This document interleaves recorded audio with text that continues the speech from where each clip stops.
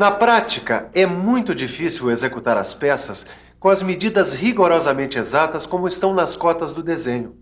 Isso porque todo o processo de fabricação está sujeito a imprecisões de vários tipos.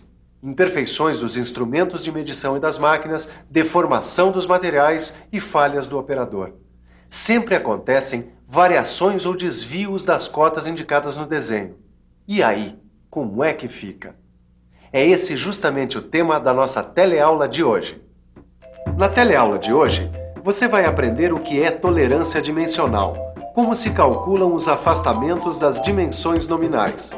Vai conhecer também vários tipos de ajustes e o sistema que normaliza as tolerâncias e ajustes. E agora muita atenção, porque a teleaula de hoje está apenas começando.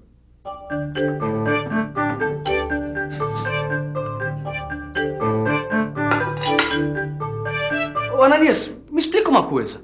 Se uma peça dificilmente sai com as medidas exatas das cotas, como é que fica a precisão dessa peça? Realmente, é necessário que peças semelhantes, tomadas ao acaso, sejam intercambiáveis, isso é, possam ser substituídas sem a necessidade de reparos e ajustes.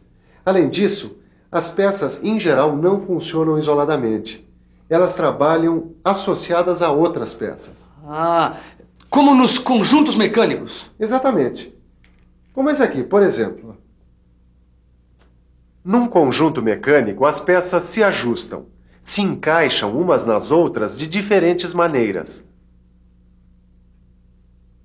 Por isso que não dá para entender como uma peça pode sair fora de medida. Mas a prática tem demonstrado uma coisa.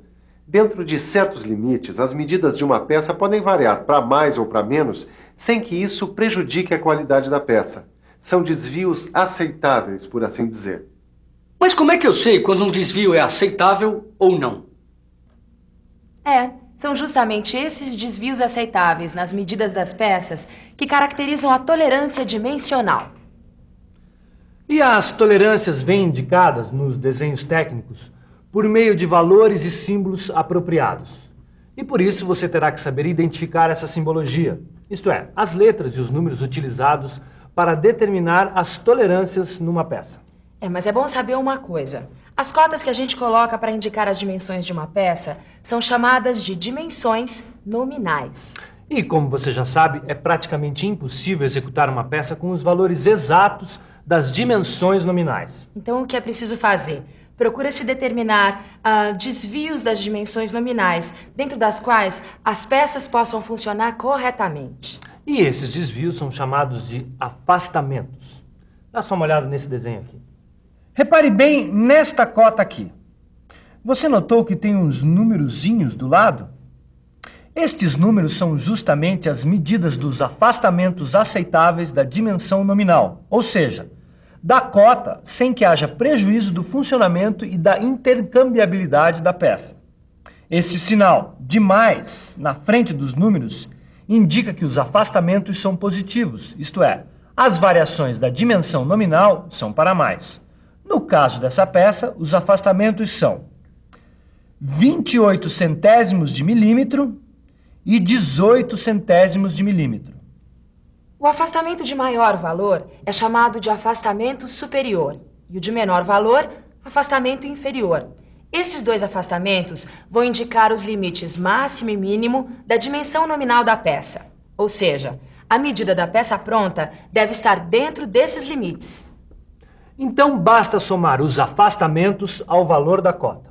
Assim. Somando o afastamento superior, que é 28 centésimos de milímetro, à dimensão nominal, que é 20 milímetros, obtemos a dimensão máxima, ou seja, a maior medida aceitável da cota, depois de executada a peça, que vai dar 20 milímetros e 28 centésimos de milímetro. E somando o afastamento inferior, que é 18 centésimos de milímetro, à dimensão nominal, vamos ter a dimensão mínima, isto é, a menor medida aceitável da cota depois de executada a peça. Vai dar 20 milímetros e 18 centésimos de milímetro, certo? Agora os valores 20,28 milímetros e 20,18 milímetros correspondem aos limites máximo e mínimo do diâmetro da peça. Isso quer dizer que, depois de executada, a peça pode ter qualquer valor dentro desses dois limites. E essa dimensão, encontrada depois de executada a peça, é chamada de dimensão efetiva ou real. Portanto, a dimensão efetiva deve estar obrigatoriamente dentro dos limites da dimensão máxima e da dimensão mínima.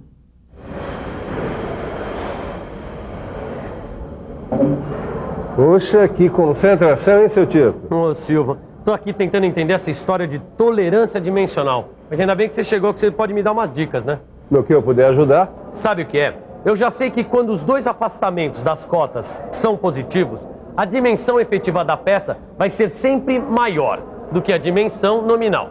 Por isso eu deduzi, se os afastamentos forem negativos, a dimensão efetiva da peça vai ser para menor. Está correto. E quando os afastamentos são negativos, os números ao lado da cota têm um sinal de menos, em vez de sinal de mais.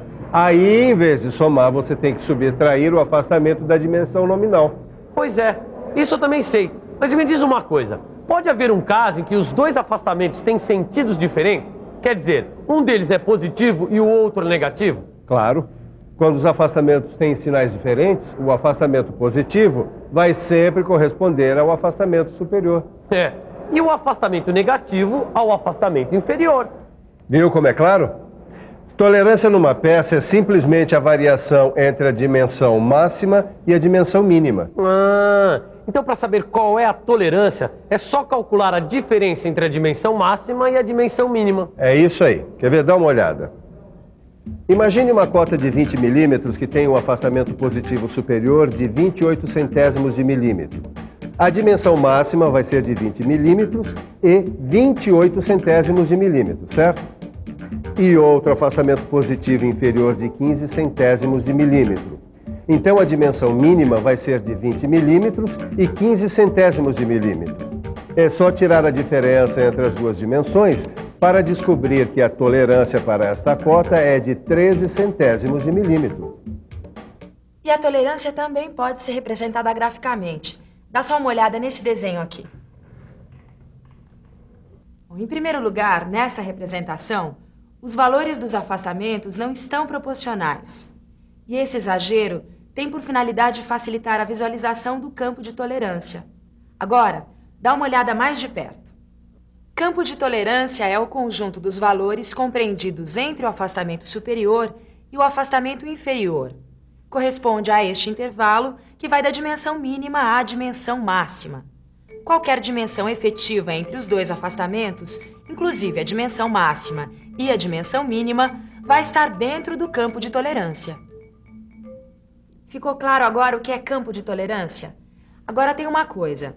As tolerâncias de peças que funcionam em conjunto vão depender da função que essas peças vão exercer. De acordo com as funções das peças, vai ser necessário um tipo de ajuste.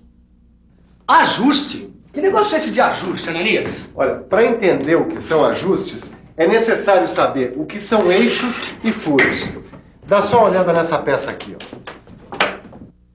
Eixo é o nome que a gente dá para qualquer peça, ou mesmo parte de uma peça que funciona alojada em outra. Em geral, eixo e furo trabalham acoplados, unidos. Eixos e furos, de formas variadas, podem funcionar ajustados entre si. Agora, dependendo da função do eixo, existem vários tipos ou classes de ajustes. Como assim? Por exemplo, se um eixo se encaixa no furo de modo a deslizar ou girar livremente, temos um ajuste com folga.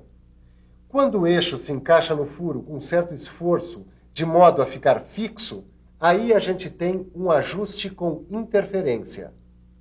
E também existem situações intermediárias, em que o eixo se encaixa no furo com folga ou interferência, dependendo das dimensões efetivas.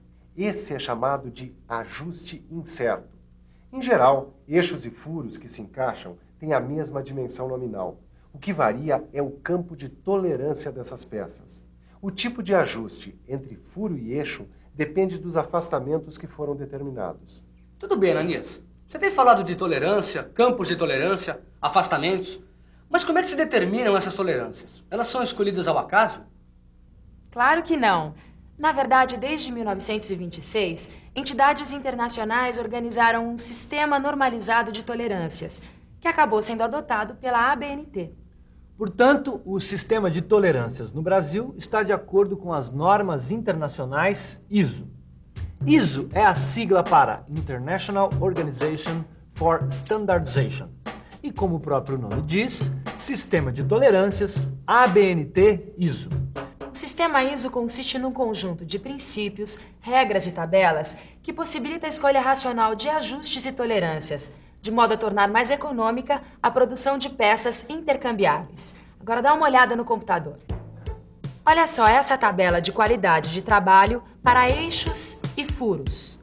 A norma brasileira prevê 18 qualidades de trabalho e a cada qualidade corresponde um valor de tolerância. Essas qualidades de trabalho são identificadas pelas letras I, T, seguida de numerais. A letra I vem de ISO e a letra T vem de tolerância. Os numerais 01, 0, 1, 2, 3 até o 16 representam as 18 qualidades de trabalho, sendo que a qualidade IT01 corresponde ao menor valor de tolerância. As qualidades de 01 a 3, no caso dos eixos, e de 01 a 4, no caso dos furos, pertencem à mecânica extra precisa. É o caso dos calibradores, que são instrumentos de alta precisão, pois eles servem para verificar se as medidas das peças produzidas estão dentro do campo de tolerância especificado. No extremo oposto, as qualidades de 12 a 16 correspondem às maiores tolerâncias de fabricação. Essas qualidades são aceitáveis para peças isoladas, que não requerem grande precisão. Por isso, são classificadas como mecânica grosseira. Agora, peças que funcionam acopladas a outras têm, em geral, sua qualidade estabelecida entre 4 e 11, se forem eixos, e de 5 a 11, se forem furos. Essa faixa de qualidade de trabalho corresponde à mecânica corrente, também conhecida como mecânica de precisão. Puxa, o que mais me impressiona nesse assunto é a coisa da precisão. Tudo tem que ser milimétrico. Mais do que milimétrico. Na realidade, a unidade de medida adotada no sistema ISO ABNT é o micrômetro. Micrômetro? É isso aí. Micrômetro, também conhecido por micron. Um micron equivale a milionésima parte de um metro. Quer dizer, você pega um metro e divide por 1 milhão de partes iguais, você vai ter 1 micron. Cada parte valerá 1 micron. Nossa, isso que é precisão. Como é que se escreve esse micron? Ele é representado pela letra grega mi, seguida da letra M minúscula. Um micron vale 1 milésimo de milímetro. Depois de tanta informação, que tal uma bela revisão? E atenção, se liga aí que é hora da revisão. Na teleaula de hoje, você aprendeu que é muito difícil executar as peças com todas as medidas rigorosamente exatas.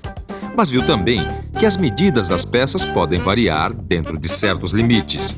E que os limites dessa variação caracterizam a tolerância dimensional. Aprendeu que a cota no desenho técnico é também chamada de dimensão nominal. E viu que as variações ou desvios aceitáveis das medidas das dimensões nominais são chamadas de afastamento. Aprendeu também que eixos e furos podem ser ajustados de diferentes maneiras entre si, e que o tipo de ajuste entre um furo e um eixo depende dos afastamentos determinados. Além disso, você pôde constatar que as tolerâncias não são escolhidas ao acaso, mas segundo um sistema normalizado, conhecido como Sistemas de Tolerância e Ajustes ABNT ISO. Hoje você aprendeu muita coisa sobre tolerância dimensional, mas há muito mais sobre esse assunto para você aprender no seu livro de estudos.